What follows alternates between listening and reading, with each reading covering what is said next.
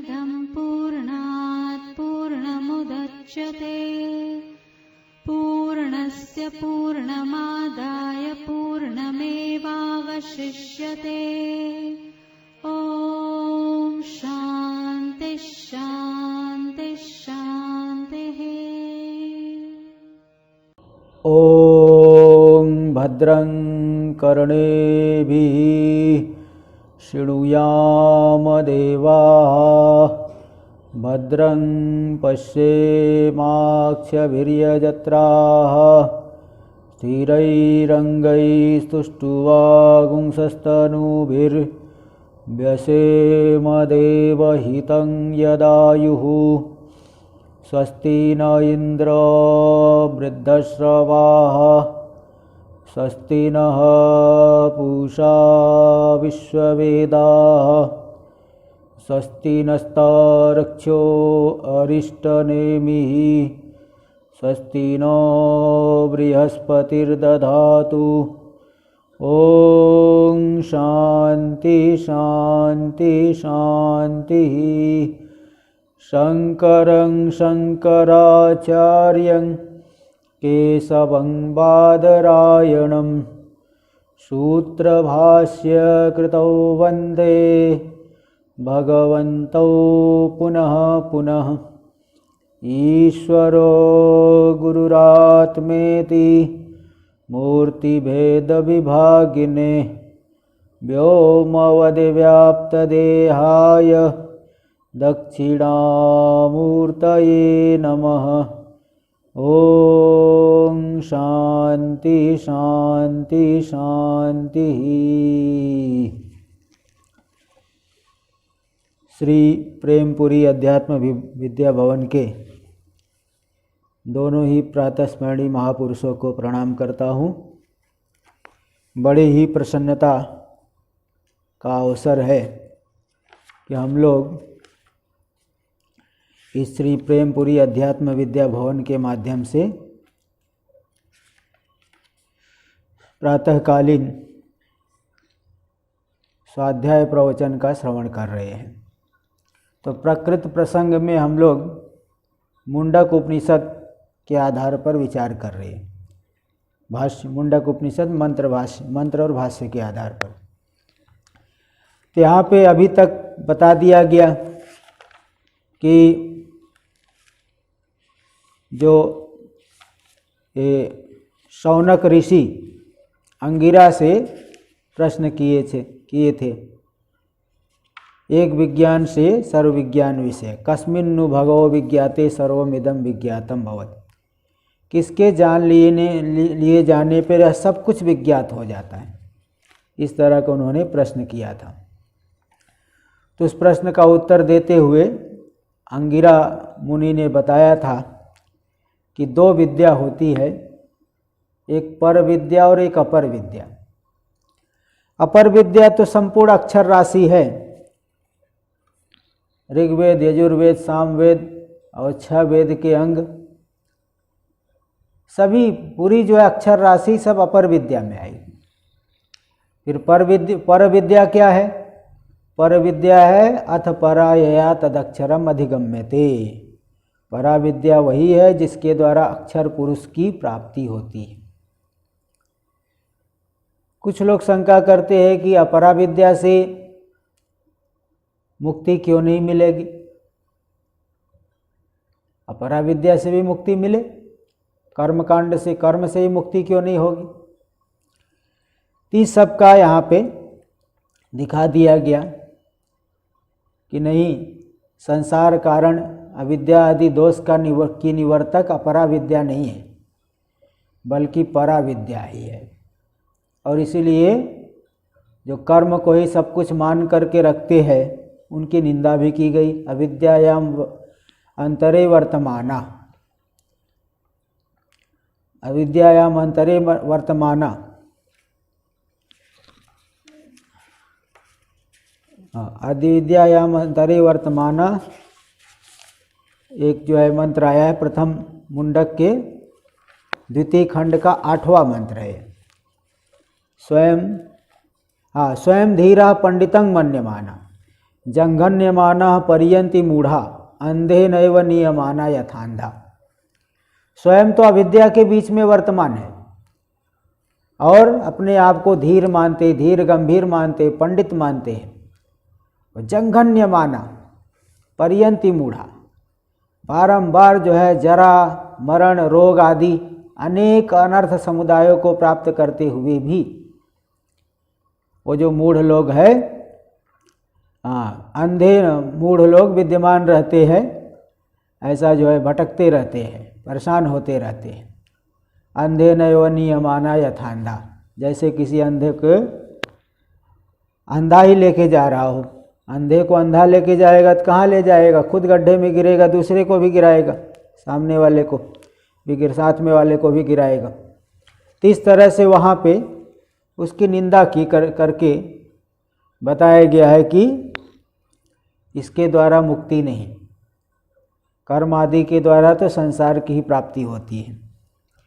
भाई देखिए, युक्ति भी है। 1000 आप प्राणायाम करो, 1000 दंड बैठक लगाओ, 1000 क्रियाओं को करो, लेकिन रस्सी में जो सर्प की भ्रांति है, बिना रज्जु के दर्शन के, बिना अधिष्ठान के दर्शन के सर्प की भ्रांति नहीं हटेगी, चाहे कितने भी प्राणायाम आदि कर लो।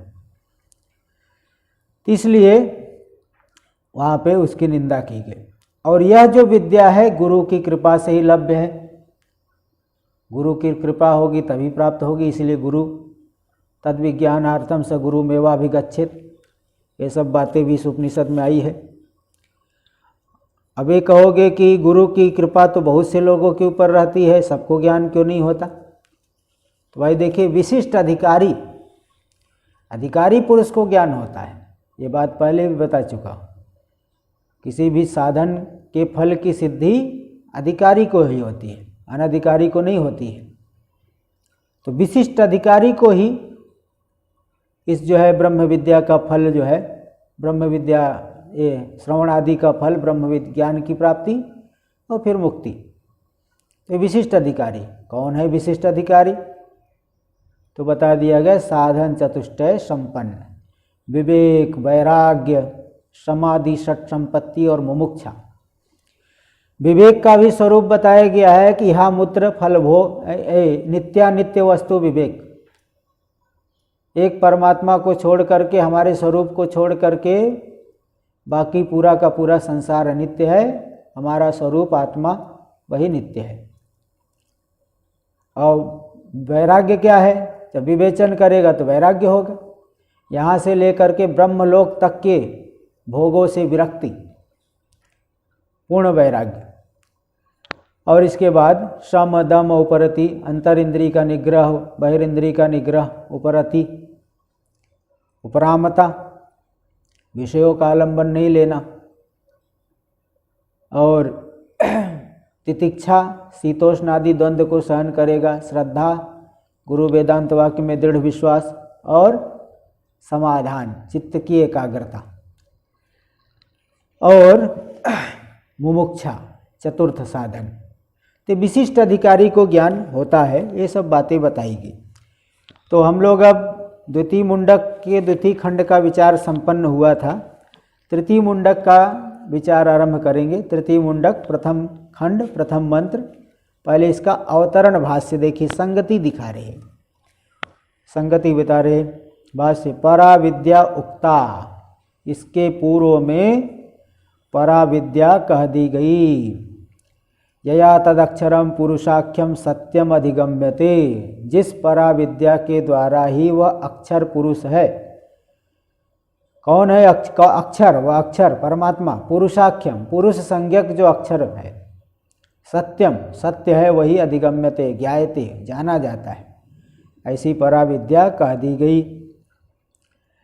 यदधिगमे हृदय ग्रंथ्यादि संसार कारणस्य आत्यंतिक विनाशस्य, जिस पुरुष का ज्ञान होने पर, परमात्मा का ज्ञान होने पर, हृदय ग्रंथि आदि, हृदय की ग्रंथि है तादात्म्याध्यास, कामनाएं, तादात्म्याध्यास शरीर आदि के साथ हुआ, फिर कामनाएं उत्पन्न हुई। हृदय ग्रंथि आदि जो संसार का कारण है, उसका आत्यंतिक विनाश, सदा सदा के लिए विनाश हो जाता है। आत्यंतिक, हमेशा के लिए। एक तो होता है कि कुछ काल के लिए विनाश होना, जैसे हम लोग गहरी निद्रा में चले गए तो सांसारिक जो है दुखों की निवृत्ति हो गई। व्यक्ति के शरीर में चाहे कितना भी दुख हो, तकलीफ हो, गहरी निद्रा में चले गया तो एकदम शांत, तो दुखों की निवृत्ति तो हुई, लेकिन आत्यंतिक रूप से नहीं। इसी प्रकार स्वर्ग गए, ब्रह्मलोक गए, लोकों में गए, वहाँ भी दुखों की निवृत्ति तो होती है, लेकिन कुछ काल के लिए जब तक रहेंगे तभी तक यहाँ के दुख नहीं मिलेंगे। किंतु आत्यंतिक विनाश यदि चाहिए तो आपको जड़ पे प्रहार करना पड़ेगा। छीड़े वृक्षे, अगर वृक्ष छीड़ हो गया तो न तो पत्ता न शाखा, शाखा भी नहीं, पत्ते भी नहीं। तो ऐसे ही संसार वृक्ष का बीज है अज्ञान। अज्ञान की वजह से उस परमात्मा में ही या ये आत्मा में ही सब संसार भाव, शरीर आदि भाव की कल्पना हुई है। इसलिए उस अज्ञान के नाश के लिए पराविद्या कही गई है। इसलिए यद अधिगमे हृदय ग्रंथ्यादि संसार कारणस्य आत्यंतिक विनाश स्यात्। जिसका अधिगम होने पर, ज्ञान होने पर हृदय ग्रंथि आदि जो संसार का कारण है उसका आत्यंतिक रूप से विनाश हो जाता है, विनाश हो, ऐसे जो है पराविद्या का कथन कर दिया गया। और फिर पिछले खंड में उसके उपदर्शन का भी उपाय, तद्दर्शनोपायश्च योगो, बताया गया था कि भाई जो उत्तम अधिकारी नहीं, मध्यम अधिकारी है, उसके लिए कुछ उपाय दिखाया गया। योग, उपासना, प्रणव, प्रणव के माध्यम से परमात्मा भाव की प्राप्ति।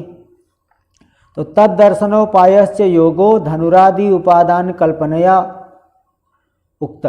धनुरादि की उपादान की कल्पना से, कल्पना के माध्यम से योग यानी उपासना, जो कि पराविद्या के, परमात्मा के ज्ञान के उपाय रूप से कहा गया, ते भी कह दिया गया।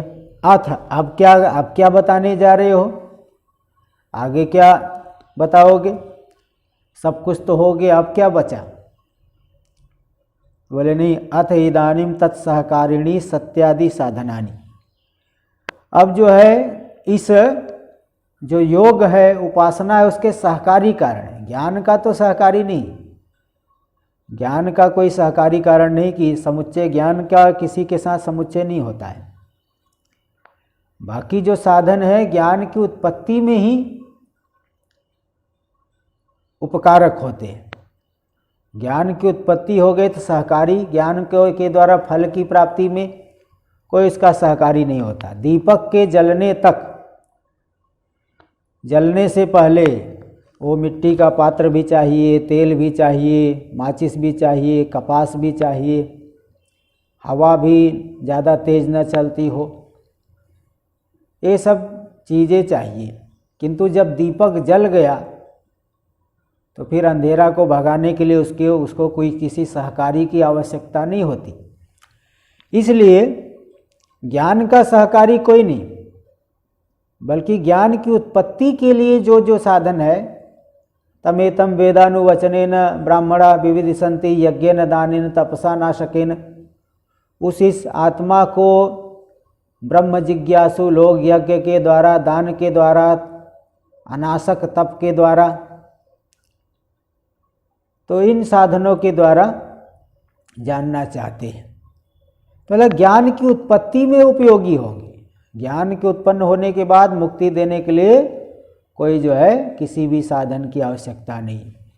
जैसे बैल को जो है खेती के लिए जोता जाएगा, घोड़े को खेती में नहीं लगाया जाता। घोड़ा तो जो है रथचर्या में, रथ को खींचने में लगाया जाएगा, घोड़े से खेती नहीं कराई जाती। बैल जो है हल को नहीं खिंचवाया जाता। तो ऐसे ही ज्ञान जो है उत्कृष्ट साधन है और मुक्ति जो है के लिए किसी अन्य की सहकारी की अपेक्षा नहीं रखता। इसलिए यहाँ जो सहकारी है, किसके सहकारी? योग के सहकारी, उपासना के सहकारी, जो सत्यादि साधनानि, सत्यादि साधन को इस तृतीय मुंडक के प्रथम खंड के 5वें मंत्र में बताएंगे। तो वक्तव्यानि कहना चाहिए, इति तदर्थम उत्तरारंभ। इसके लिए इस प्रकार से उसी के लिए ही उत्तर आगे के ग्रंथ का आरंभ किया जा रहा है। प्राधान्येन तत्व निर्धारणम च प्रकारांतरेण क्रियते, और प्रधान रूप से तत्व का निर्धारण भी तात्पर्य के विषय रूप से। देखिए, साधन में तात्पर्य नहीं होता है, साध्य में तात्पर्य होता है। आप जो है ट्रेन फर्स्ट क्लास डिब्बे में ट्रेन का टिकट लिए फर्स्ट क्लास का, बहुत अच्छा भोजन का भी ऑर्डर दे दिए, तो उन सब वहाँ पे first class train ticket book करने में और अच्छे भोजन का ऑर्डर देने में, उसमें तात्पर्य नहीं है, बल्कि आपको गंतव्य तक पहुँचने में तात्पर्य है। गंतव्य तक सरलता से हम पहुँच जाए, इसके लिए सारे साधन किए जाते हैं। ट्रेन में बैठने के लिए कोई जो नहीं जाता है, हाँ, वो उसको गंतव्य जाना है। हाँ, कोई बैठने के लिए जाता तो समझ लो बैठना ही उसका लक्ष्य है, कभी देखा नहीं होगा, वो बात है। तो इसलिए प्राधान्य, ये सब जो साधन बताए जा रहे हैं, इनकी किस लिए बताए जा रहे हैं? तो प्रधान तो तत्व का निर्धारण है। तो प्राधान्य का मतलब दे दिए है, यहाँ किए है टीकाकारों ने, अपूर्वत्वेन तात्पर्य विषयतया इत्यर्थ। प्राधान्य मतलब अपूर्व रूप से, ये कोई अनुवाद नहीं है, बल्कि तात्पर्य के विषय रूप से कहा जा रहा है। मुख्य तात्पर्य तो तत्व के निर्धारण में ही है। प्राधान्येन तत्व निर्धारणम च प्रकारांतरेण क्रियते। बोलेंगे कि आप कि तत्व का निर्धारण तो हो चुका है,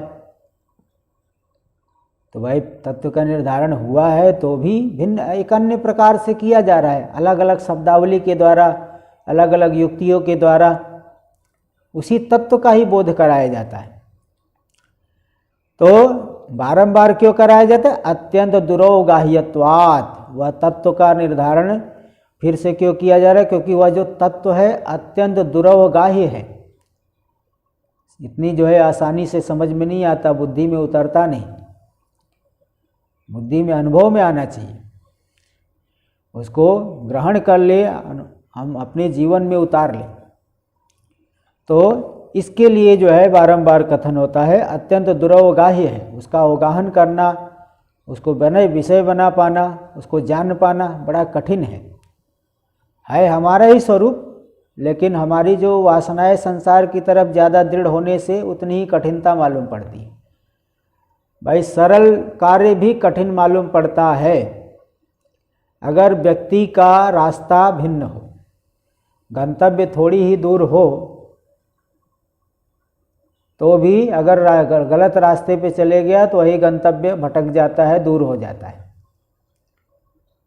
कई बार जो है रास्ते में हम लोग घूमने के लिए जाते हैं इधर तो जंगल वाले रास्ते में, कभी कभी गाड़ी वाले रोकते हैं, महाराज जी हरिद्वार का वो गायत्री आश्रम कितना दूर रह गया? तो बताते भाई कि तुम तो उस पीछे छोड़ के आए हो गायत्री आश्रम, यहाँ कहाँ है? पीछे छूट गया है। कितना पीछे है? हमारा वो तो 30 किलोमीटर पीछे है।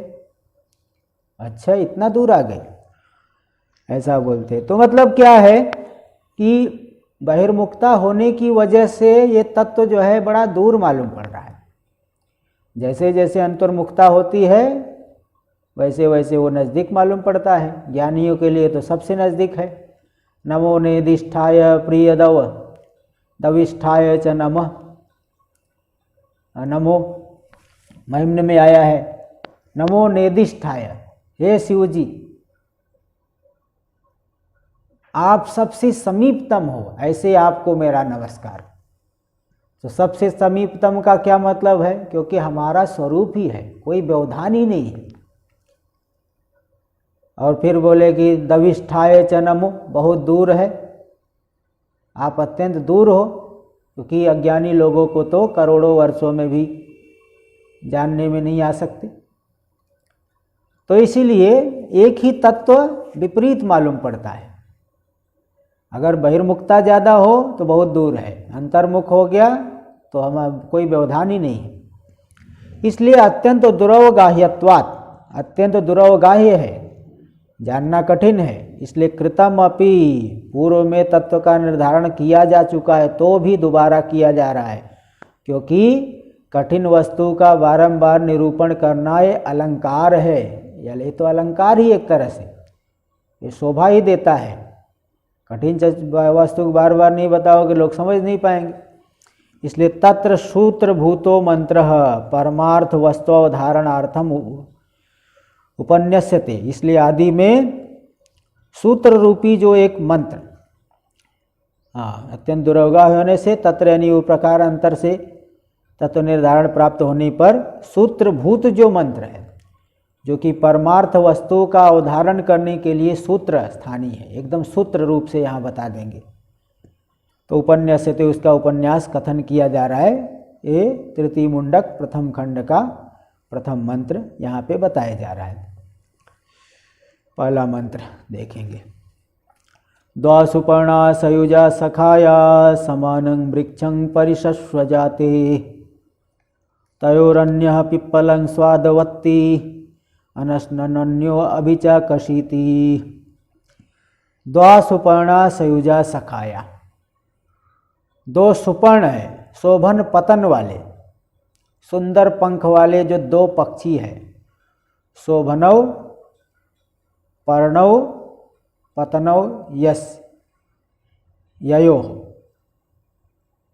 तौ सुपर्णौ, दो सुंदर सुंदर पंख वाले जो पक्षी है,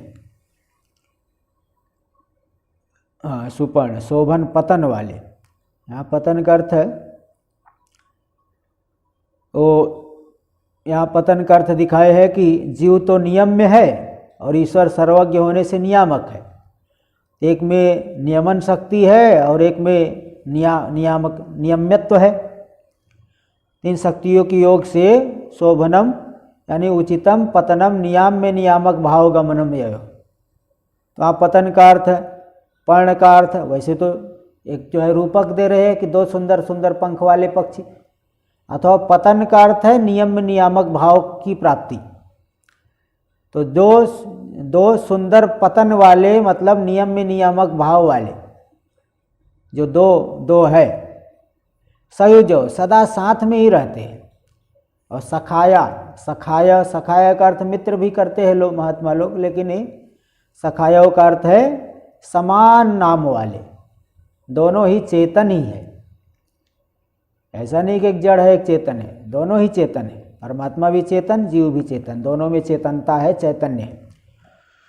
तो दो सुंदर सुंदर पर्ण वाले सुंदर पक्षी उपमा अर्थ में ले लीजिए, अथवा पतन का अर्थ, पर्ण का अर्थ पतन, पतन यानी नियम में नियामक भाव की प्राप्ति जिनमें हुई, ऐसे दो सुंदर पतन वाले नियम में नियामक भाव वाले, अथवा उपमा अर्थ में तो दो सुंदर पंख वाले पक्षी, तो साथ में रहने वाले और समान आख्यान वाले, समान नाम वाले, दोनों ही चेतन है। ऐसे जो दो पक्षी है, समानम वृक्षं परिशस्व जाते, वृक्ष ओ वृक्षु छेदने, वृक्षनात् छेदनात् वृक्ष, वृक्षम शरीरम, वृक्ष शरीरम, यहाँ वृक्ष का अर्थ है शरीर, क्योंकि जैसे वृक्ष का छेदन होता है वैसे शरीर का भी छेदन हो जाता है। शरीर भी काल के गाल में समा जाता है, सद्भाव विकारों से ग्रस्त है। तो समान वृक्ष में ही दोनों एक साथ में ही आश्रय लेकर के निवास करें। परिशस्व जाति, परिष्वक्त है, मिले हुए, जुड़े हुए हैं, लिपटे हुए हैं, एक समान वृक्ष में ही आश्रय किए हुए हैं। ऐसे दो सुंदर सुंदर पक्षी है। तो इन दो करते क्या है, तो बता रहे तयोर अन्य पिप्पलम स्वादवत्ती, इन दोनों के बीच में एक जो है स्वादु पिप्पल, पिप्पल यानी कर्मफल, कर्मफल का भोग करता है। ठीक है, स्वादु पिप्पल कर्म फलों का भोग करता है। दो के बीच बीच में एक जीव, जीव जो है अनादिकालीन अज्ञान से विषयों में शोभन बुद्धि करके, शोभन बुद्धि करके नाना प्रकार के कर्म करता है, लौकिक, वैदिक, विहित निषिद्ध नाना प्रकार के कर्मों को कर रहा है, और उन कर्मों के बल से फिर नया शरीर मिलता है और उस शरीर में सुख दुख आदि की उपलब्धि होती है। तो दो के बीच में एक जो है इसी शरीर का आश्रय लेकर के मधुर कर्म फलों का भोग कर रहा है, स्वादु। अनशनन अन्यो अभिचाकसीति, और एक दूसरा जो है चैतन्य परमात्मा अनशनन भोग तो नहीं करता हुआ अभिचाकसीति भृशम पश्यति, केवल देखते रहता है, देखते रहता है, नियमन करता है। देखते रहना, नियमन करना, देखते रहता है नियमन करना। नियमन का क्या मतलब है? नियमन का अर्थ है चेतन सानिध्यात जड़स्य व्यापारो नियमनम। चेतन की सन्निधि मात्र से जड़ में व्यापार होने लगना, यही नियमन है। उस चेतन की सन्निधि में बुद्धि जो है निश्चय कर रही है, मन संकल्प विकल्प कर रहा है, इंद्रियां अपना कार्य कर रही है। उस चेतन की सन्निधि में पूरा संसार प्रवृत्त हो रहा है। इसलिए ईश्वर सर्वभूतानां हृदय सिर्जुन तिष्ठति ब्राह्मयन सर्वभूतानि यंत्रारूढ़ानि मायया। जैसे यंत्र पे आरूढ़ पुरुष को यंत्र का मालिक घुमाते रहता है, इसी प्रकार ईश्वर सभी भूतों के हृदय में रह करके सभी प्राणियों को घुमा रहा है, भ्रमण करा रहा है।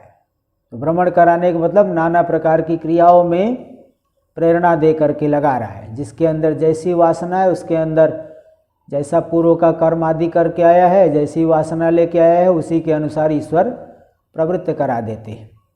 तो इसलिए कोई व्यक्ति धार्मिक मालूम पड़ता है, कोई व्यक्ति अधार्मिक मालूम पड़ता है। भाई भेद यही है कि जिसकी जैसी वासना है उसी प्रकार से, एक ही पिता के चार पुत्र है, चारों अलग अलग प्रकार के दिखाई पड़ते हैं। कोई बड़ा आलसी निकलेगा, कोई बड़ा कर्मठ मालूम पड़ेगा, कोई धार्मिक, कर्मठ होने पर भी कोई धार्मिक है, कोई अधार्मिक है, कोई मध्यम है, ज़्यादा ताम झाम भी नहीं करता और ज़्यादा आलस्य भी नहीं करता। तो ऐसे ही तो यहाँ पे मतलब वासनाओं के अनुसार जो प्रवृत्त कर रहा है परमात्मा, यही हो गया नियमन, ये नियमन हो गया। तो चेतन सानिध्या जड़ से व्यापारो नियमनम। जैसे मैग्नेट चुंबक की सन्निधि में ही लौह पिंड में लोहे के कणों में हलचल मच जाती है, ऐसे चेतन की सन्निधि मात्र से ही इस जड़ शरीर इंद्रिय आदि में जो व्यापार हो रहा है, यही नियमन है। तो वह परमात्मा फल का भोग नहीं करता हुआ केवल देखते रहता है। तो देखिए यहाँ पे ये समझने योग्य बात है कि है तो परमात्मा तो एक ही, आत्मा तो एक ही, दो तो नहीं हो जाएगा।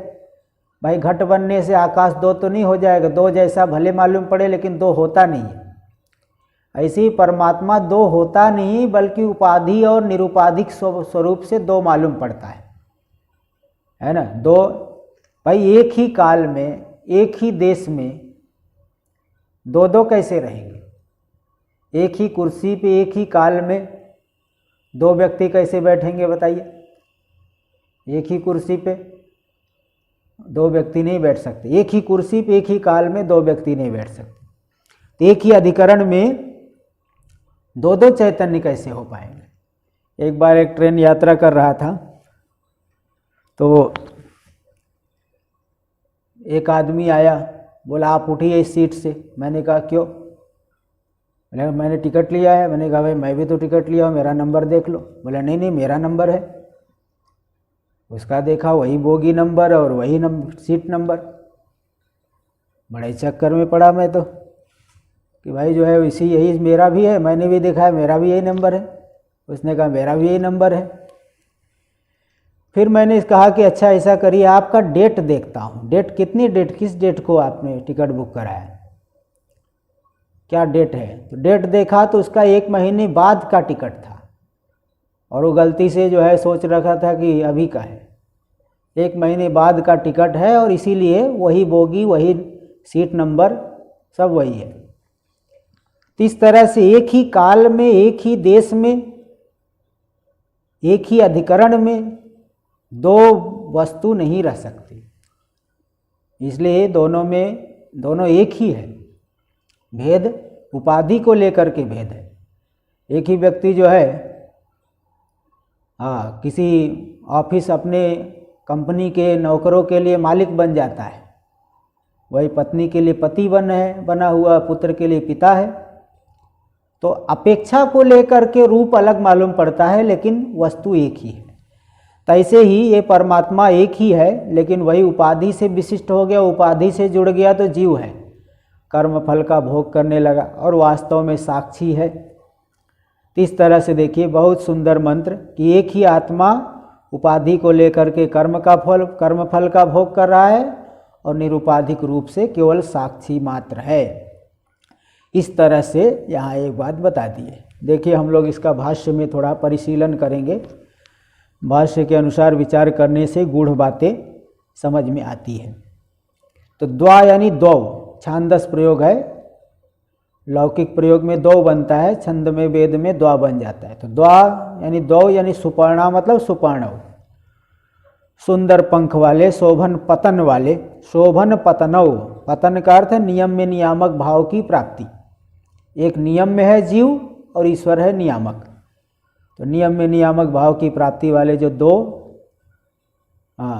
शोभन पतन वाले, अथवा सुपर्णव पक्षी सामान्य अथवा, देखो दे दिए ना, अथवा पक्षी की समानता होने से सुपर्ण कह दिए, पक्षी के समाने भी है। सुपर्णव का अर्थ इसलिए कर लेना पक्षिणव, दो पक्षी है सुपर्णव। सयुजा मतलब सयुजव, यहाँ भी छांदस प्रयोग। सयुजव सहैव सर्वदा युक्तव, सदा साथ में ही रहते हैं। आप ही सोचिए कि ईश्वर कभी आपको छोड़ के रहता है क्या? कभी ऐसा कोई काल है कि जिस समय ईश्वर नहीं है और आप हो? भाई हमारा ही स्वरूप जब ईश्वर है, परमात्मा है, तो हमको छोड़ के कहाँ से रहेगा? स्वरूप का वियोग तो होता नहीं। अग्नि अपने स्वरूप को छोड़ के रहेगी ऐसा तो कभी मिलेगा नहीं। इसलिए सर्वदा युक्त है, कभी वियोग होता नहीं। संसार के जितने संबंध हमने पाल के रखे, सत्य मान के रखे हैं, अब विचार करिए, जैसे किसी को पुत्र हुआ, 10 साल का हुआ, अभी बड़ा स्नेह दिखा रहा है, तो 10 साल पहले उसको जानते थे आप? कहाँ थे, कहाँ से आ रहे हैं, किस प्रकार के कर्म करके आएंगे, तो आगे क्या बनेंगे, कुछ आपको नहीं पता है। हमारे शरीर का भरोसा नहीं तो उसके सामने वाले का क्या जो है, किसी का कोई भरोसा नहीं। तो ये शरीर आदि को लेकर के जो संबंध बुद्धि में मान लेते हैं हम लोग, सत्य मान लेते हैं, वो वास्तव नहीं। वास्तव में तो परमात्मा के साथ हमारा अविनाभाव संबंध है, मतलब बिल्कुल हमसे अभिन्न ही है, बिल्कुल अभिन्न है। केवल भेद जो है भ्रांति की वजह से भेद मालूम पड़ रहा है। तो ऐसा जो साथ में सर्वदा युक्त है, सदा साथ में। सखाया यानी सखायो मतलब समान आख्यानो, समान आख्यान वाले, दोनों ही चैतन्य नाम वाले हैं। चेतन चेतन, ईश्वर भी चैतन्य, चेतनता है, चेतन है, जीव भी चेतन है, तो समान नाम वाले हो गए। समानाभिव्यक्ति कारणों, अथवा इसका अर्थ करें समान अभिव्यक्ति कारण वाले, यानी देह रूपी समान उपलब्धि कारण वाले, ये भी अर्थ कर लिए। समान आख्यान वाले चेतन है और समान अभिव्यक्ति कारण वाले, समान शरीर रूपी अभिव्यक्ति, क्योंकि दोनों की ही अभिव्यक्ति कहाँ हो रही? शरीर में हो रही। एवं भूतौ संतौ, तो इस प्रकार से होते हुए समानम अविशेषम उपलब्धि अधिष्ठानतया, समान अविशेष यानी समान रूप से, उपलब्धि के अधिष्ठान रूप से, जो आश्रय रूप से एकम वृक्षम, एक ही वृक्ष में दोनों लिपटे हुए हैं, दोनों जुड़े हुए हैं, दोनों वहाँ विद्यमान है। तो वृक्ष से किसको लोगे? वृक्ष पे तो चिड़िया रहती है, तो यहाँ पे वृक्ष कौन है? यहाँ वृक्ष है शरीर। वृक्षम यानी वृक्षम इव, यह वृक्ष के समान वृक्ष है। क्यों? क्योंकि उच्छेदन सामान्यात, जैसे संसार में वृक्ष का उच्छेदन होता है, उसी प्रकार इस शरीर रूपी वृक्ष का भी उच्छेदन होता है। इसको काटा या कटता है, काटा जाता है। तो ऐसे जो शरीरम वृक्षम परिसस्य जाते, परिस्वंग करके स्थित है, इसी में जुड़े हुए हैं, इसी में विद्यमान है, इसी में जो है जुड़े हुए निवास साथ में ही रह रहे हैं। सुपर्णाविव एकम वृक्षम फलोपभोगार्थम, जैसे दो सुपर्ण, दो पक्षी एक ही वृक्ष में फल का उपभोग करने के लिए रहते हैं। यह कौन सा वृक्ष है? तो देखिए बता रहे हैं कि अयम ही वृक्ष ऊर्ध्व मूलो अवाक शाखो, इस वृक्ष का मूल है ऊर्ध्व यानी परमात्मा। गीता में भी आगे ऊर्ध्व मूलम अधः शाखा मश्वत्थं प्राहुरभ्ययम छंदांसी यस्य पर्णानि यस्तंग वेद सवेदविद। यह ऊर्ध्व मूल वाला एक वृक्ष है। ऊर्ध्व यानी परमात्मा जो उत्कृष्ट है, ऊर्ध्व यानी उत्कृष्ट। इस संसार का मूल कौन है? परमात्मा है। संसार कोई शून्य से नहीं उत्पन्न हुआ है। कुछ बौद्ध लोग कहते हैं शून्य से उत्पन्न हुआ है। भाई शून्य से कहाँ से उत्पन्न होगा?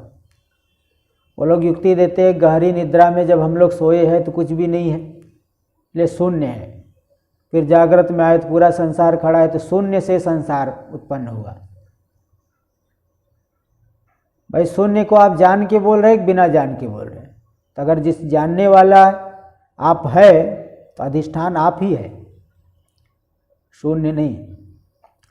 तो ऊर्ध्व मूल परमात्मा रूपी मूल वाला है। एक ही परमात्मा माया से विशिष्ट होकर के जगत की उत्पत्ति कर देते हैं आकाश आदि के क्रम से। तो परमात्मा रूपी मूल वाला है। परमात्मा इसको सत्ता स्फूर्ति दे रहे, सच्चिदानंद अंश का भान हो रहा है। इसलिए अवाक शाखा, नीचे की तरह निम्न शाखाएं है, निम्न शाखा वाला है वृक्ष है। अवाच्य शाखा यस्य, नीचे की तरफ जिसकी निम्न शाखा है। निम्न कौन है? महतत्व अहंकार है ना। अव्यक्त इसका मूल कारण। प्रकृति जो है देखिए परमात्मा है मूल, परमात्मा तो अभिन्न निमित्तोपादान कारण है, किंतु परमात्मा निर्विशेष निरवयव है, तो कैसे जगत की बनेगा? भाई जैसे देखिए कोई जो जिसमें कोई धर्म नहीं है, कोई क्रिया नहीं है, अस्थूलम अनाड़ु आहार स्वम दीर्घम, ऐसे परमात्मा से जगत की उत्पत्ति कैसे होगी? तो वही परमात्मा जब माया को उपाधि रूप से ग्रहण करता है तो उसी की कारण संज्ञा हो जाती है, वह जगत का कारण बनता है। निर्विशेष परमात्मा जगत का कारण है, उसमें कार्यत्व भी नहीं कारणत्व भी नहीं। लेकिन वही परमात्मा माया रूपी उपाधि को ग्रहण करेंगे तो कारणत्वाक्रांत हो गए, कारणता आ गई उनमें। माया के माध्यम से कारणता, शुद्ध में कोई कारणता नहीं, कोई कार्यता नहीं। तो इसलिए ऊर्ध्व मूल परमात्मा मूल वाला, महतत्व अहंकार आदि इसकी शाखाएं है। 5 भूत महतत्व से अहंकार, और अव्यक्त मूल अश्वत्थ, अव्यक्त मूल प्रभु, अव्यक्त ही इसकी मूल जड़ है माया। अव्यक्त शब्द दोनों में प्रयोग होता है, ईश्वर में भी माया में भी। उपाधि की प्रधानता से माया को अव्यक्त शब्द से कह देंगे, उपहित चैतन्य अंश की प्रधानता से ईश्वर में भी अव्यक्त शब्द का प्रयोग होता है। तो अव्यक्त रूपी मूल प्रभाव वाला यह जो अश्वत्थ का वृक्ष है, यानी पीपल का वृक्ष है। हाँ, पीपल, अश्वत्थ का अर्थ होता है पीपल, अथवा दूसरा श्वः स्थानम नियंतुम अशक्यम अस्य इति अश्वत्थ। यह कल रहेगा कि नहीं रहेगा ऐसा नियमन नहीं कर सकती, इसलिए यह संसार वृक्ष हो गया अश्वत्थ, यानी बिल्कुल क्षणिक है। देखिए पीपल वाला अश्वत्थ यानी पीपल भी होता है। पीपल के वृक्ष की उपमा क्यों देते हैं? क्योंकि पीपल के वृक्ष के पत्ते कभी जो है स्थिर नहीं होते, वो कुछ न कुछ हिलते ही रहेंगे, कुछ न कुछ उनमें हलचल होती ही रहती है। इसलिए अश्वत्थ, इसी प्रकार संसार जो है हर क्षण बदल रहा है, कभी जो है स्थिर नहीं है, इसलिए अश्वत्थ वृक्ष की उपमा देते हैं। तो गीता में भी है ऊर्ध्व मूलम अधः शाखा, वहाँ भी ऊर्ध्व मूल यानी परमात्मा मूल वाला, अधः शाखा महतत्व अहंकार आदि शाखाएं हैं। मश्वत्थं प्राहुरभ्यम, ऐसा विनाशी वृक्ष अनादिकाल से, ज्ञान के बिना इसका विनाश नहीं होता है। छंदांसी यस्य पर्णानि, वेद रूपी इस वृक्ष के पत्ते हैं। वेद में जो नाना प्रकार के कर्म है, उपासनाएं है, इन्हीं के माध्यम से संसार वृक्ष की रक्षा होती है। जैसे वृक्ष की रक्षा पत्तों के माध्यम से, पत्ते जो है वृक्ष में भोजन बनाने का काम करते हैं, पत्तों के माध्यम से भोजन बनता है वृक्ष के भीतर। प्रकाश संश्लेषण आदि क्रिया, फोटोसिंथेसिस जो होता है। तो जैसे वृक्ष से, पत्तों से वृक्ष की रक्षा होती है, ऐसे ही वेद रूपी पत्तों की वजह से इस संसार रूपी वृक्ष की रक्षा हो रही। इसलिए छंदांसी यस्य पर्णानि, छंद वेद ही जिसके पत्ते हैं। यस्तंग वेद स वेदविद, तो जो इस संसार रूपी वृक्ष को समझ लेता है, जान लेता है, विवेचन कर लेता है, वही वेद का वेदता है, वही यथार्थ में वेद को जानने वाला है, ऐसा वहाँ कह दिए। तो अब देखिए यही बात बता रहे हैं, अयम ही वृक्ष ऊर्ध्वमूलो, या ऊर्ध्वमूल वाला है, परमात्मा रूपी मूल वाला, अवाक शाखा, महतत्व अहंकार आदि निम्न इसकी शाखाएं है। अश्वत्थ, ऐसा जो अश्वत्थ का वृक्ष है, कल इसका कल रहेगा कि नहीं रहेगा ये कुछ भरोसा नहीं। अथवा ये पीपल का वृक्ष, अव्यक्त मूल प्रभुव, अव्यक्त रूपी मूल इसकी उत्पत्ति कारण वाला। क्षेत्र संज्ञक, ऐसा जो क्षेत्र संज्ञक, शरीर को क्षेत्र शब्द से भी कहा जाता है। उसमें कई हेतु देते, क्षेत्र क्यों कहते हैं। क्षरणात्, क्षयात्, क्षतत्राणात्, क्षेत्रवद वा अस्मिन् कल्प कर्म फल निष्पत्ते। क्षयात्, इस शरीर का क्षय होता है इसलिए क्षेत्र कहते हैं। क्षरणात्, क्षरण होते रहता है, कुछ न कुछ निकलते रहता है। आप भोजन करके बैठ जाओ, सोचो कि हम कुछ नहीं, बाहर भी नहीं निकालेंगे, कुछ खाएंगे भी नहीं, तो ऐसा नहीं होता है। जैसे घड़े में पानी भर के रख दो, अगर पानी नहीं भी निकालोगे तो भी एक हफ्ते बाद घड़ा बिल्कुल खाली दिखाई पड़ेगा, क्योंकि उसमें थोड़ा थोड़ा जल क्षरण होते रहता है। ऐसे शरीर से भी देखो, शरीर में कितने छिद्र है, असंख्य छिद्र है। उन छिद्रों से ही कुछ न कुछ निकलते, कहीं पसीना निकल रहा है, कहीं कुछ वायु निकल रही, कहीं कुछ, तो निकलते रहता है, इसलिए क्षरण होते रहता है। इसलिए इसको क्षेत्र शब्द से कहते हैं। क्षयात्, क्षरणात्, क्षतत्राणात्, क्षत, घाव लग गया तो अपने आप भर जाता है। डायबिटीज आदि बीमारी हो तो भले जो है वो प्रतिबंधक हो गई, नहीं तो घाव अपने आप भर जाता है। इसलिए क्षतत्राणात् क्षेत्रम, घाव का जो है वो अपने आप भर देता है, रक्षा कर देता है, बचा लेता है, इसलिए क्षेत्र कहते। अथवा क्षेत्रवद्वा अस्मिन् कर्मफल निष्पत्ति, जैसे खेत में बीज बो दिए, बहुत बीज हो जाता है, ऐसे इसी प्रकार इस शरीर में भी पुण्य कर्म करके ब्रह्मलोक तक जा सकते हो, अथवा नारकी योनियों का की भी प्राप्ति हो सकती है। तो खेत के समान, जैसे खेत में फल उत्पन्न होता है, ऐसे इस शरीर रूपी क्षेत्र में भी फल की उत्पत्ति होती है, इसलिए क्षेत्र है। ऐसा जो क्षेत्र संज्ञक, क्षेत्र संज्ञ के वृक्ष है, सर्व प्राणी कर्म फलाश्रय, सभी प्राणियों के कर्म फलों का आश्रय है।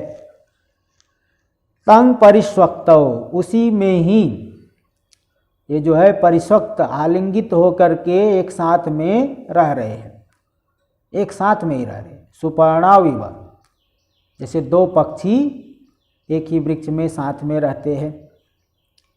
तविद्या काम कर्म वासनाश्रय लिंगोपाध्यात्मा ईश्वर। कौन है दो पक्षी? एक तो है जीव, दूसरा है ईश्वर। देखिए, अविद्या काम कर्म वासना आश्रय लिंगोपाधि। अविद्या काम कर्म वासना या वासना नाम आश्रय, आश्रय तो आश्रय लिंग, आश्रय लिंगम उपाधिर्यस्य। अविद्या काम कर्म वासना इन सब का आश्रय, अज्ञान का आश्रय भी लिंग शरीर, कर्मों का, वासनाओं का, इन सभी का आश्रय लिंग शरीर ही उपाधि है जिसकी। ऐसा जो जीवात्मा उपाध्यात्मा, तो सूक्ष्म शरीर रूपी उपाधि वाला, जिसमें एक अविद्या है, काम है, कर्म है, और दूसरा ईश्वर। ये दो जो है पक्षी, दो चेतन हो गए। इसलिए अब देखिए, अविद्या काम कर्म वासनाओं का आश्रय लिंग, इसलिए लिंग शरीर का जब तक ब्रह्म ज्ञान नहीं होता तब तक नाश नहीं होता। ब्रह्म ज्ञान होने से पहले इसका नाश नहीं होता, नहीं तो लिंग शरीर ही नष्ट हो जाएगा, फिर कर्म आदि भी नष्ट हो गए। इसी कर्म, इसी में अविद्या है, कामनाएं है, कर्म है। कितने कर्म है? अनंत कोटि जन्म, करोड़ों जन्म, अनंत असंख्य कोटि जन्मों के बीजभूत कर्म है। हर एक योनियों में जाने, हर एक योनियों की प्राप्ति कराने वाले कर्म है। इसलिए जीव जो है 84 लाख योनियों में सफ़र करते रहता है। अभी मनुष्य शरीर मिला है, पाप कर्म करेगा कुछ है, नरक में जा कर के यातना भोग करके फिर जो है कीट पतंग आदि बनेगा, ऊँट बकरी ये सब बनेगा। तो देखिए जैसे बकरी ऊँट बन गया, ऊँट तो कांटा खाता है, तो पहले मनुष्य शरीर था, बाद में ऊँट बना, तो मनुष्य शरीर वाला स्मरण क्यों नहीं आएगा? मनुष्य शरीर जैसा व्यवहार करना चाहिए, लेकिन नहीं, उस शरीर में चले गया, उसका जिस प्रकार का प्रारब्ध कर्म है उस प्रकार के संस्कार उद्भूत हो जाएंगे, इसलिए वहाँ के जैसे व्यवहार करने लग जाएगा। नहीं तो फिर तो कोई व्यवहार ही नहीं कर पाएगा। उसको याद आएगा, अरे मैं तो पहले मनुष्य था, मैं ऊँटों के बीच में क्यों हूँ? इसलिए वो ये संस्कार, मनुष्य वाले संस्कार दब जाएंगे, ऊँटों वाले संस्कार उद्भूत हो जाएंगे, इसलिए वो ऊँटों में ही वो मगन रहेगा। तो इस तरह से ये दो चेतन है, जीव और ईश्वर, एक शरीर में आश्रय करके रह रहे हैं। और भी संबंधित एतत् संबंधित विचार होगा, इसको हम लोग कल के सत्र में करेंगे। ओम भद्रं कर्णेभिः शृणुयाम देवाः, भद्रं पश्येमाक्षवीर्यजत्राः, स्थिरैरङ्गैस्तुष्टुवागुंसस्तनूभिर्व्यसेम देवहितं यदायुः। स्वस्ति न इन्द्रो वृद्धश्रवाः, स्वस्ति नः पूषा विश्ववेदाः, स्वस्ति नस्तार्क्ष्यो अरिष्टनेमिः, स्वस्ति नो बृहस्पतिर्दधातु। ओम शांति शांति शांतिः। शंकरं शंकराचार्यं केशवं बादरायणं सूत्रभाष्यकृतौ वन्दे भगवन्तौ पुनः पुनः। ईश्वरो गुरुरात्मेति मूर्तिभेदविभागिने व्योमवद्व्याप्तदेहाय दक्षिणामूर्तये नमः। ओम शांति शांति शांतिः। ओम नमः पार्वतीपतये। हर हर महादेव।